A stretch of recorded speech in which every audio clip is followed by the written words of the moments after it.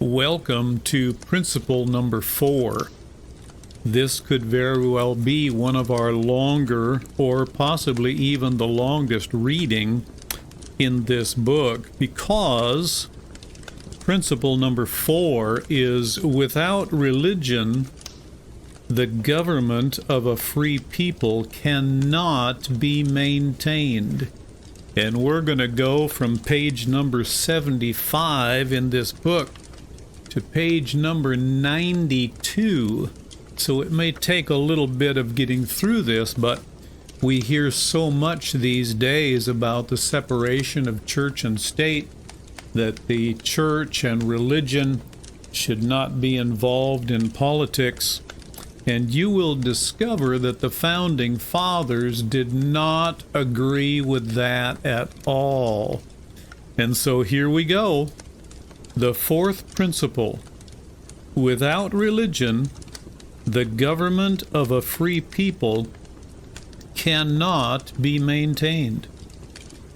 Americans of the 20th century often fail to realize the supreme importance which the founding fathers originally attached to the role of religion in the structure of the unique civilization which they hoped would emerge as the first free people in modern times. Many Americans also fail to realize that the founders felt the role of religion would be as important in our own day as it was in theirs. In 1787, the very year the Constitution was written and approved by Congress, the same Congress passed the famous Northwest Ordinance. In it, they emphasized the essential need to teach religion and morality in the schools. Here is the way they said it. Article 3. Religion, morality, and knowledge being necessary to good government and the happiness of mankind, schools and the means of education shall forever be encouraged. Notice that formal education was to include among its responsibilities the teaching of 3 important subjects. Number 1, religion, which might be defined as a, quote, fundamental system of beliefs concerning man's origin and relationship to the cosmic universe, as well as his relationship with his fellow men, unquote. Number 2, morality, which may be described as, quote, a standard of behavior distinguishing right from wrong, unquote. And then number 3, knowledge, which is, quote, an intellectual awareness and understanding of established facts relating to any field of human experience or inquiry, i.e., history, geography, science, etc., unquote. Washington describes the founders' position. The position set forth in the Northwest Ordinance was re-emphasized by President George Washington in his farewell address. And I quote, "Of all the dispositions and habits which lead to political prosperity, religion and the morality are indispensable supports. And let us with caution indulge the supposition that morality can be maintained without religion, Reason and experience both forbid us to expect that national morality can prevail to the exclusion of religious principle. It is substantially true that virtue or morality is a necessary spring of popular government. And I have been mentioning topics, but I have not actually said this is the next topic. That's what I'm going to do. Now, this is the next topic. The teaching of religion in schools restricted to universal fundamentals. Having established that, quote, religion, unquote, is the foundation of morality, and that both are essential to good government and the happiness of mankind, the founders then set about to exclude the creeds and biases or dissensions of individual denominations so as to make the teaching of religion a unifying culture adhesive rather than a divisive apparatus. Jefferson wrote a bill for establishing elementary schools in Virginia and made this point clear by stating, and I quote, "No religious reading, instruction, or exercise shall be prescribed or practiced inconsistent with the tenets of any religious sect or denomination." Obviously, under such restrictions, the only religious tenets to be taught in public schools would have to be those which were universally accepted by all faiths and completely fundamental in their premises.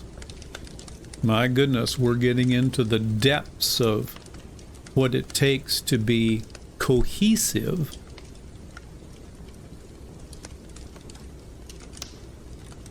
Cohesive in our religious beliefs. The next topic. Franklin describes the 5 fundamentals of all sound religion.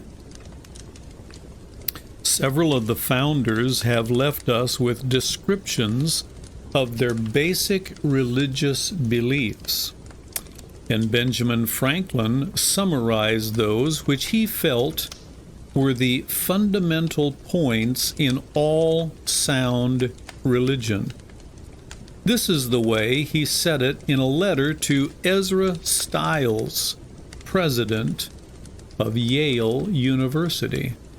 And I quote, "Here is my creed.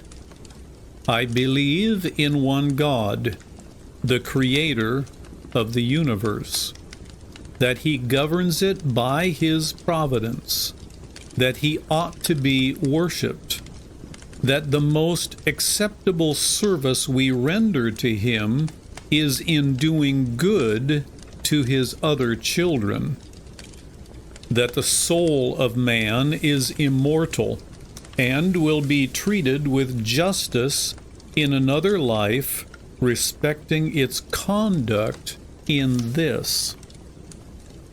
These I take to be the fundamental points in all sound religion." Now here is the next topic. The fundamental points to be taught in schools. The 5 points of fundamental religious belief expressed or implied in Franklin's statement are these. Number 1, there exists a creator who made all things, and mankind should recognize and worship him. Number 2, the Creator has revealed a moral code of behavior for happy living, which distinguishes right from wrong.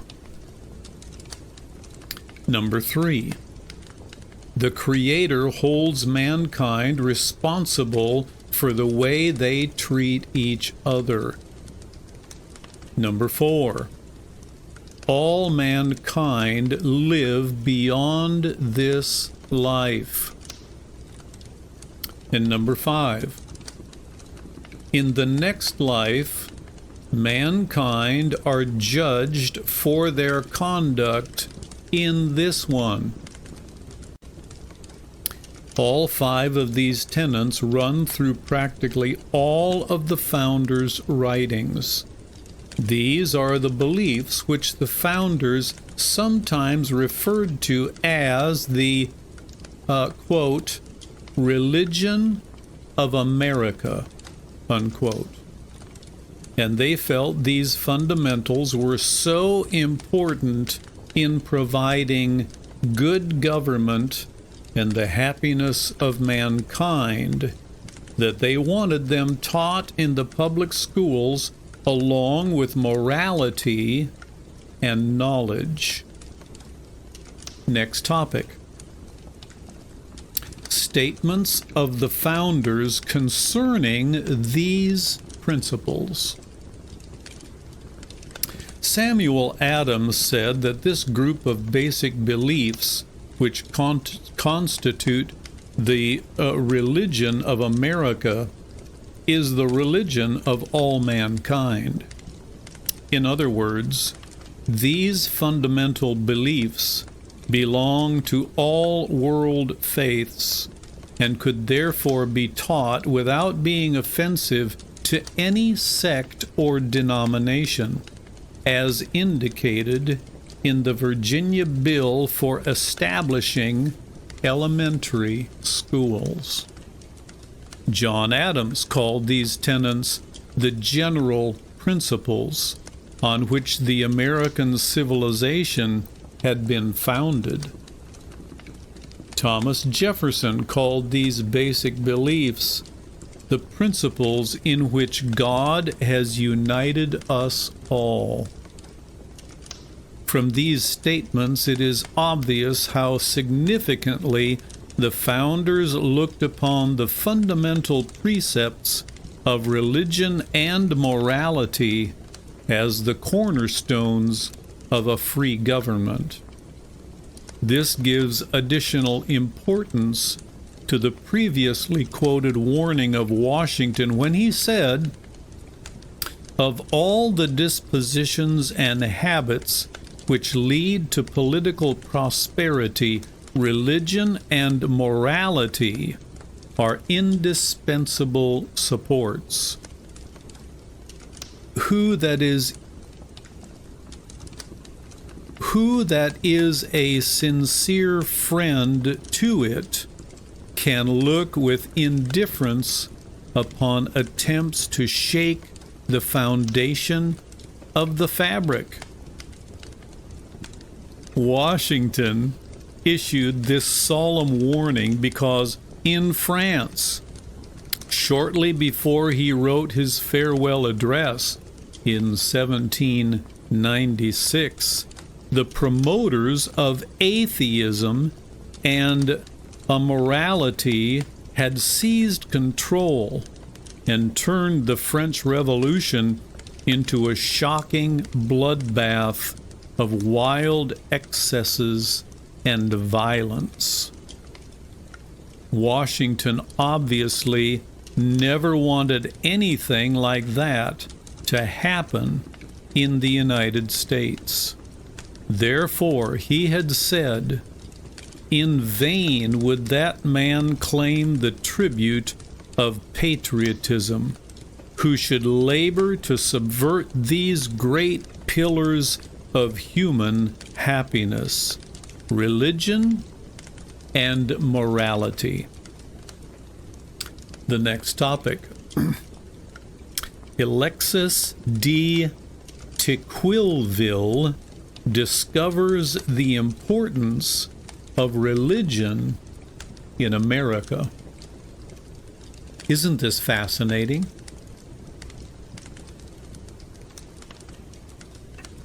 And not too often in today's topics do you hear the reality of the Founding Fathers.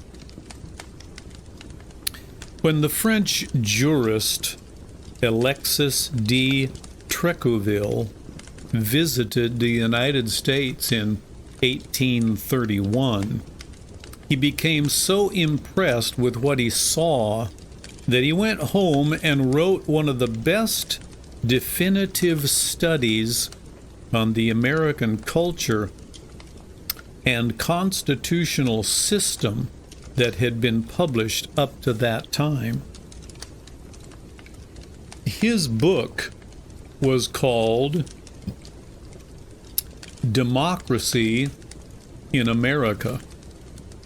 Concerning religion in America, de Tocqueville, I believe that's pronounced correctly, said, and I quote, "On my arrival in the United States, the religious aspect of the country was the first thing that struck my attention.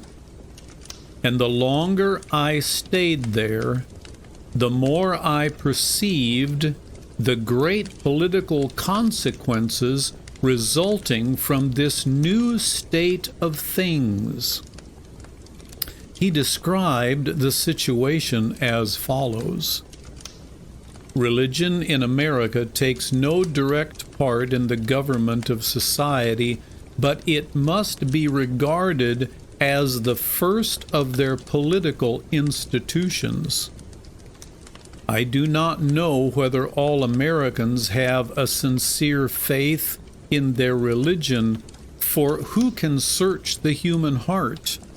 But I am certain that they hold it to be indispensable to the maintenance of republican institutions. This opinion is not peculiar to a class of citizens or to a party, but it belongs to the whole nation and to every rank of society." The next topic: European philosophers turned out to be wrong. In Europe, it had been popular to teach that religion and liberty were enemies of each other. De Tocqueville saw the very opposite happening in America, and he wrote, "The philosophers of the 18th century explained in a very similar manner the gradual decay of religious faith. Religious zeal, said they, must necessarily fail the more generally liberty is established and acknowledge diffused. Unfortunately, the facts by no means accord with their theory. There are certain populations in Europe whose unbelief is only equaled by their ignorance and debasement, while in America, one of the freest and most enlightened nations in the world, the people fulfill with fervor all the outward duties of religion." My. The next topic: a new kind of religious vitality emerges in America. De Tocqueville, I'm not sure how that's pronounced, pointed out that in France, I had almost always seen the spirit of religion and the spirit of freedom marching in opposite directions. But in America, I found they were intimately united. He then pointed out that the early American colonists brought with them into the New World a form of Christianity which I cannot better describe than by styling it a democratic and republican religion. This contributed powerfully to the establishment of a republic and a democracy in public affairs. And from the beginning, politics and religion contradicted an alliance which has never been dissolved. However, he emphasized the fact that this religious undergirding of the political structure was a common denominator of moral teachings in different denominations, and not the political pressure of some national church hierarchy. He said, the sects, the different denominations that exist in the United States, are innumerable. They all differ in respect to the worship which is due to the Creator, but they all agree in respect to the duties which are due from man to man. Each sect adores the deity in its own particular manner, but all sects preach the same moral law in the name of God. All the sects of the United States are comprised within the great unity of Christianity. And Christian morality is everywhere the same. There is no country in the world where the Christian religion retains a greater influence over the souls of men than in America. It was astonishing to de Queville that liberty and religion could be combined in such a balanced structure of harmony and good order. And he wrote, "The revolutionists of America are obliged to profess an ostensible respect for Christian morality and equity, which does not permit them to violate wantonly the laws that oppose their designs.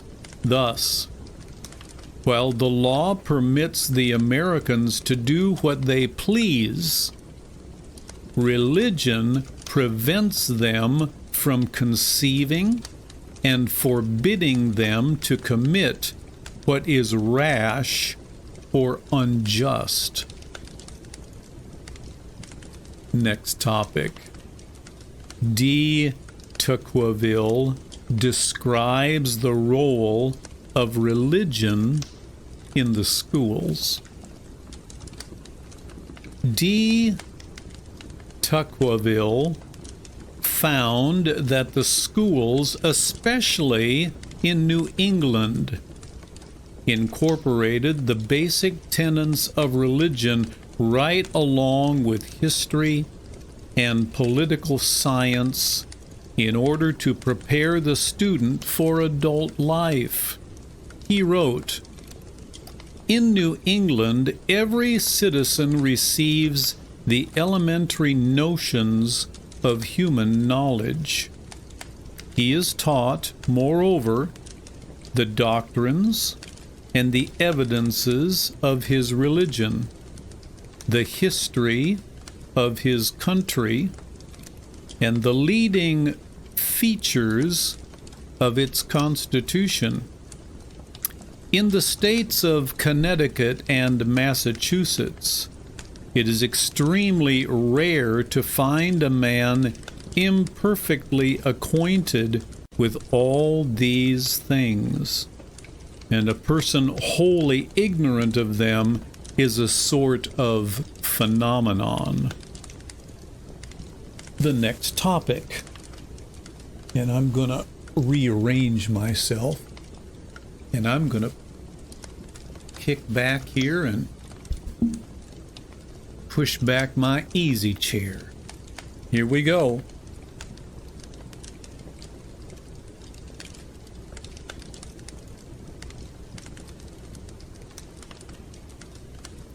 The next topic, de Tocqueville describes the role of the American clergy.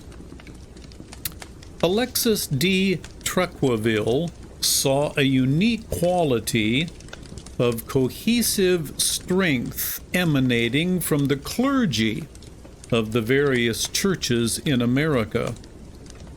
After noting that all the clergy seemed anxious to maintain separation of church and state, he nevertheless observed that collectively they had a great influence on the morals and customs of public life.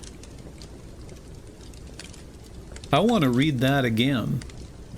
After noting that all the clergy seemed anxious to maintain separation of church and state, he nevertheless observed that collectively they had a great influence on the morals and customs of public life. This indirectly reflected itself in the formulating of laws, and ultimately in fixing the moral and political climate of the American Commonwealth. As a result, he wrote, "This led me to examine more attentively than I had hitherto done the station which the American clergy occupy in political society. I learned with surprise that they filled no public appointments. I did not see one of them in the administration, and they are not even represented in the legislative assemblies." How different this was from Europe, where the clergy nearly always belonged to a national church and occupied seats of power. He wrote, "The unbelievers in Europe attack the Christians as their political opponents rather than as their religious adversaries. They hate the Christian religion as the opinion of a political party, which more than as an error of belief, and they reject the clergy less because they are the representatives of the deity than because they are the allies of government." In America, he noted, the clergy remained politically separate from the government, but nevertheless provided a moral stability among the people which permitted the government to prosper. In other words, there was separation of church and state, but not separation of state and religion. Let me say that again. There was separation of church and state, but not separation of state and religion. The next topic. The clergy fueled the flame of freedom, stressed morality, and alerted the citizenry to dangerous trends. The role of the churches to perpetuate the social and political culture of the United States provoked the following comment from D. Tocqueville. I'm still not sure how that works. The Americans combine the notions of Christianity and of liberty so intimately in their minds that it is impossible to make them conceive the one without the other. Let me read that again. The Americans combine the notions of Christianity and of liberty so intimately in their minds that it is impossible to make them conceive the one without the other. Christianity and liberty. I have known of societies formed by Americans to send out ministers of the gospel into the new Western states to found schools and churches there, lest religion should be allowed to die away in those remote settlements, and the rising states be less fitted to enjoy free institutions than the people from whom they came. D. Tocqueville discovered that while the clergy felt it would be demeaning to their profession to become involved in partisan politics, they nevertheless believed implicitly in their duty to keep a message of religious principles and moral values flowing out to the people as the best safeguard for America's freedom and political security. In one of de Tocqueville's most frequently quoted passages, he stated, and I quote, "I saw for the greatness and genius of America in her commodious harbors and her ample rivers, and it was not there, in her fertile fields and boundless prairies, and it was not there, in her rich mines and her vast world commerce, and it was not there. Not until I went to the churches of America and heard her pulpits aflame with righteousness did I understand the secret of her genius and power." America is great because she is good. And if America ever ceases to be good, America will cease to be great. Oh my goodness. Isn't that quite a quote? America is great because she is good. And if America ever ceases to be good, America will cease to be great. The next topic.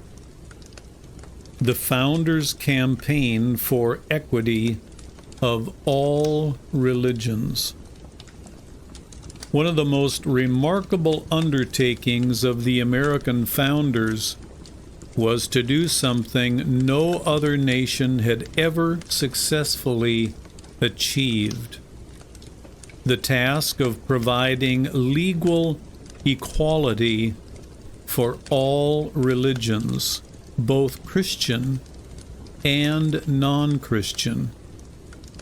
Jefferson and Madison were undoubtedly the foremost among the founders in pushing through the first of these statutes in Virginia. Jefferson sought to disestablish the official Church of Virginia in 1776. But this effort was not completely successful until 10 years later. Meanwhile, in 1784, Patrick Henry was so enthusiastic about strengthening the whole spectrum of Christian churches that he introduced a bill establishing a provision for teachers of the Christian religion. It was the intent of this bill to provide that each taxpayer would designate to what society of Christians his money should go. The funds collected by this means were to make provision for a minister or teacher of the gospel, or the providing places of divine worship for that denomination, and to none other use whatever. Madison immediately reacted with his famous memorial and remonstrance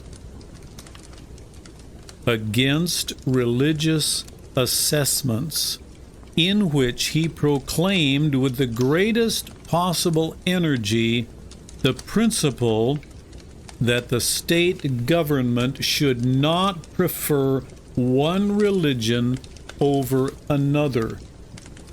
Equality of religions was the desired goal. And he wrote, "Who does not see that the same authority which can establish Christianity in exclusion of all other religions may establish with the same ease any particular sect of Christians in exclusion of all other sects? The bill violates that equality which ought to be the basis of every law."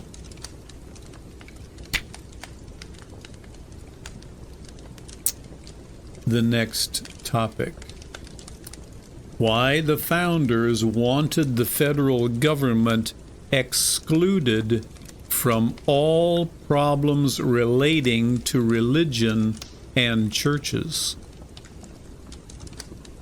The Supreme Court has stated on numerous occasions that to most people freedom of religion is the most precious of all the unalienable rights next to life itself. When the United States was founded, there were many Americans who were not enjoying freedom of religion to the fullest possible extent. At least 7 of the states had officially established religions or denominations at the time the Constitution was adopted. And these included Connecticut, Congregational Church; Delaware, Christian Faith; Maryland, Christian Faith; Massachusetts, Congregational Church; New Hampshire, Protestant Faith; New Jersey, Protestant Faith; and South Carolina, Protestant Faith. Under these circumstances, the founders felt it would have been catastrophic and might have precipitated civil strife if the federal government had tried to establish a national policy on religion or disestablish the denominations which the states had adopted. Nevertheless, the founders who were examining this problem were anxious to eventually see complete freedom of all faiths and an equality of all religions, both Christian and non-Christian. How could this be accomplished without stirring up civil strife? And the next topic.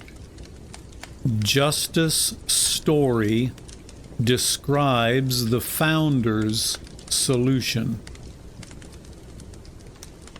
In his famous commentaries on the Constitution, Justice Joseph Story of the Supreme Court pointed out why the founders, as well as the states themselves, felt the federal government should be absolutely excluded from any authority in the field of settling questions on religion.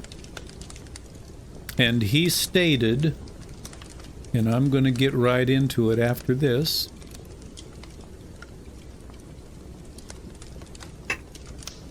and he stated, in some of the states, Episcopalians constituted the predominant sect.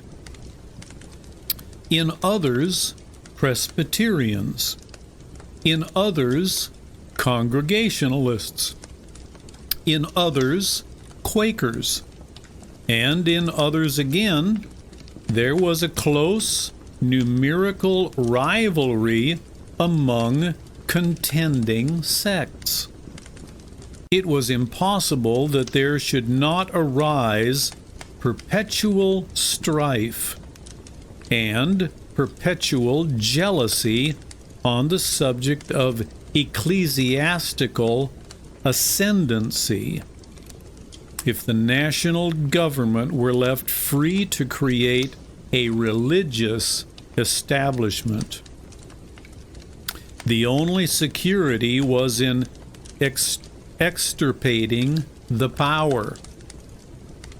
But this alone would have been an imperfect security if it had not been followed up by a declaration of the right of the free exercise of religion and a prohibition, as we have seen, of all religious tests. Thus, the whole power over the subject of religion is left exclusively to the state governments, to be acted upon according to their own sense of justice and the state constitutions.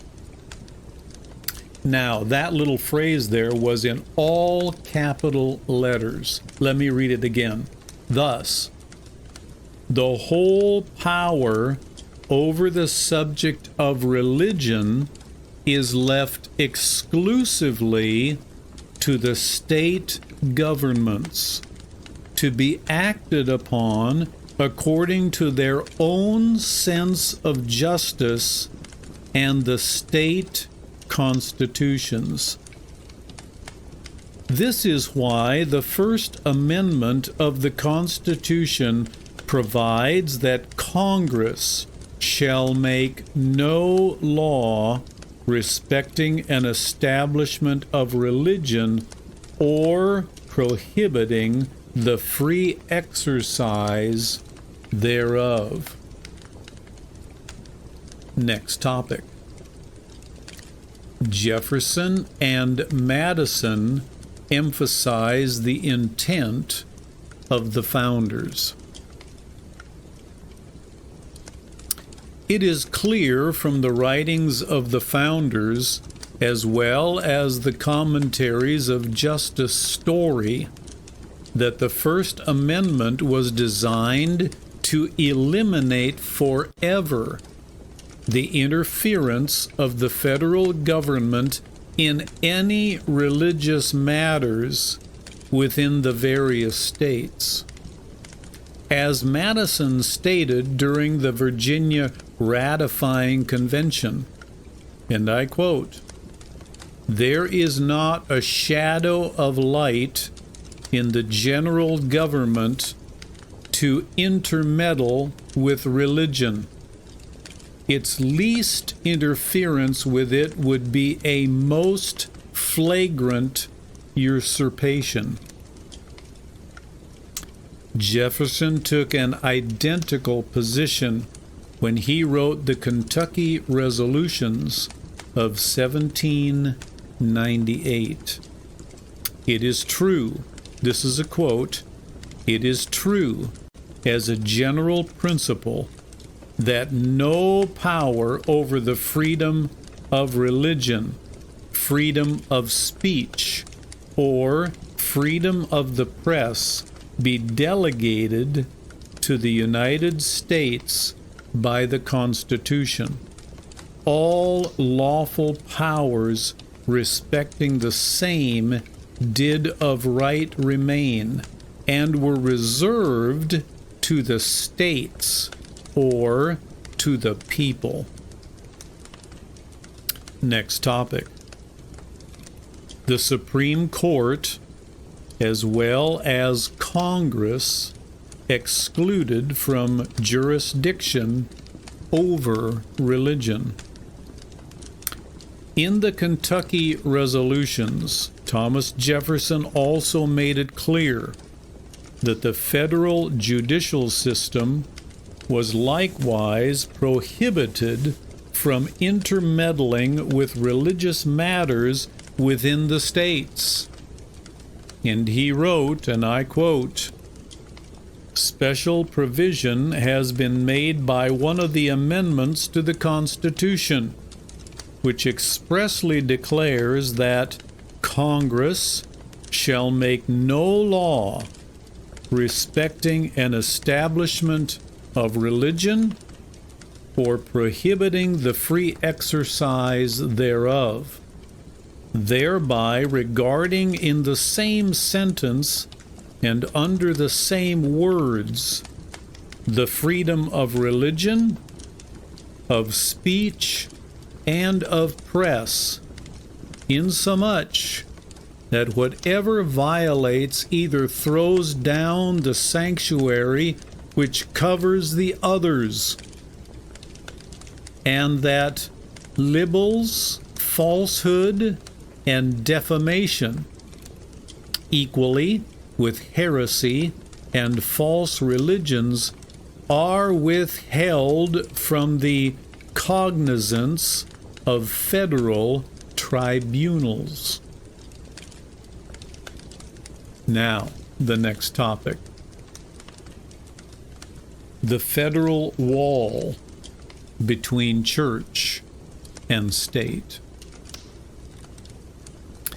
When Thomas Jefferson was serving in the Virginia legislature, he helped initiate a bill to have a day of fasting and prayer. But when he became president, Jefferson said there was no authority in the federal government to proclaim religious holidays. In a letter to the Danbury Baptist Association dated January 1, 1802, he explained his position and said the Constitution had created a wall of separation between church and state.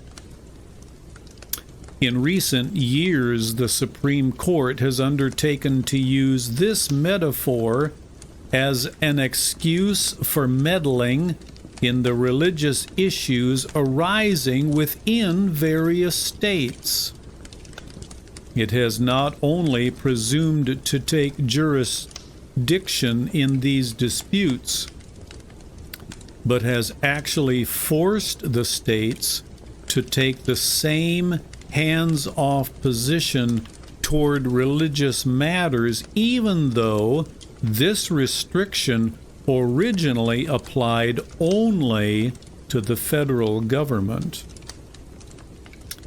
This obvious distortion of the original intent of Jefferson, when he used the metaphor of a wall separating church and state, becomes entirely apparent when the statements and actions of Jefferson were examined in their historical context. It will be recalled that Jefferson and Madison were anxious that the states intervene in religious matters so as to provide for equality among all religions, and that all churches or religions assigned preferential treatment should be disestablished from such preferment. They further joined with the other founders in expressing an anxiety that all religions be encouraged in order to promote the more fiber and religious tone of the people. This, of course, would be impossible if there were an impenetrable wall between church and state on the state level.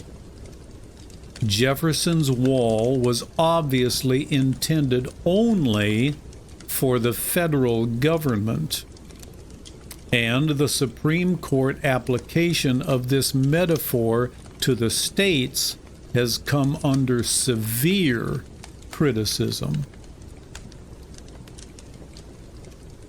Next topic. Religious problems must be solved within the various states. In Thomas Jefferson's second inaugural address, he virtually signaled the states to press forward in settling their religious issues, since it was within their jurisdiction and not that of the federal government. In matters of religion, I have considered that its free exercise is placed by the Constitution independent of the powers of the general government. I have therefore undertaken on no occasion to prescribe the religious exercises suited to it, but have left them, as the Constitution found them, under the direction and discipline of state or church authorities acknowledged by the several religious societies. Jefferson, along with the other founders, believed that it was within the power of the various states to eliminate those inequities which existed between the various faiths, and then pursue a policy of encouraging religious institutions of all kinds, because it was in the public interest to use their influence to provide the moral stability needed for good government and the happiness of mankind. Jefferson's resolution for disestablishing the Church of England in Virginia was not to set up a wall between the state and the church, but simply, as he explained it, for the purpose of taking away the privilege and preeminence of one religious sect over another, and thereby establishing equal rights among all. Next topic. Affirmative programs to encourage all religions on the state level. In view of the extremely inflexible and rigid, let me start over. In view of the extremely inflexible and rigid position which the U.S. Supreme Court has taken in recent years concerning the rising up of a wall between state government and religion, it is remarkable how radically different the founders' views were upon such matters. Take, for example, their approval of religious meetings in tax-supported public buildings. With the founders, there was no objection as to the property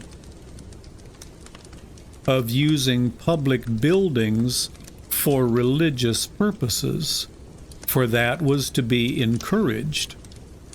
The only question was whether or not the facilities could be made available equally to all denominations desiring them. Notice how Jefferson reflects his deep satisfaction in the way the churches were using the local courthouse in Charlottesville near Jefferson's home. In our village of Charlottesville, there is a good degree of religion with a small spice only of fanaticism. We have 4 sects, but without either church or meeting house. The courthouse is the common temple, one Sunday in the month to each. Here, Episcopalian and Presbyterian, Methodist and Baptist meet together, join in hymning their Maker, listen with attention and devotion to each other's preachers, and all mix in society with perfect harmony.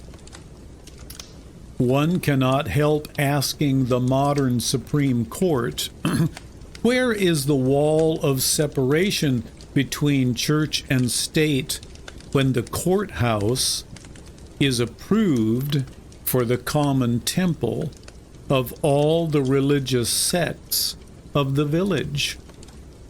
Of course, Jefferson would be the first to require some other arrangement if all the churches could not be accommodated equally. But so long as they were operating equally and harmoniously together, it was looked upon as a commendable situation. The fact that they were utilizing a tax-supported public building was not even made an issue. And this is the last new thought, the last topic in this particular, I just went blank, in this particular principle number 4. Religious principles undergird good government. What doctrines were Americans so anxious to teach one another in order that they might remain united and well governed? These religious precepts turned out to be the heart and soul of the entire American political philosophy. They were taken from the books of John Locke, Sir William Blackstone, and other great thinkers of the day. who took them directly from the Bible. Thus, religion and the American institutions of freedom were combined. In fact, the founders had taken the 5 truths we have already identified as religion and had built the whole constitutional framework on top of them. The sanctity of civil rights and property rights, as well as the obligation of citizens to support the Constitution in protecting their inalienable rights, were all based on these religious precepts. Therefore, having established the general principle that without religion, the government of a free people cannot be maintained, we now turn to the specific principles on which this general concept was based. And let me go back. I'm going to read those 5 principles again, and we'll close with this.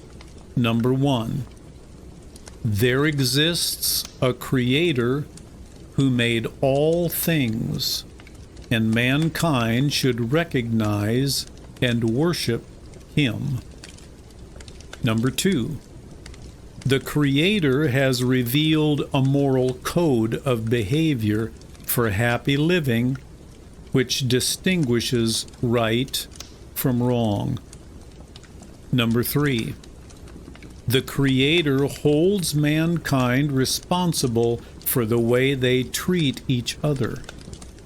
Number 4, all mankind will live beyond this life.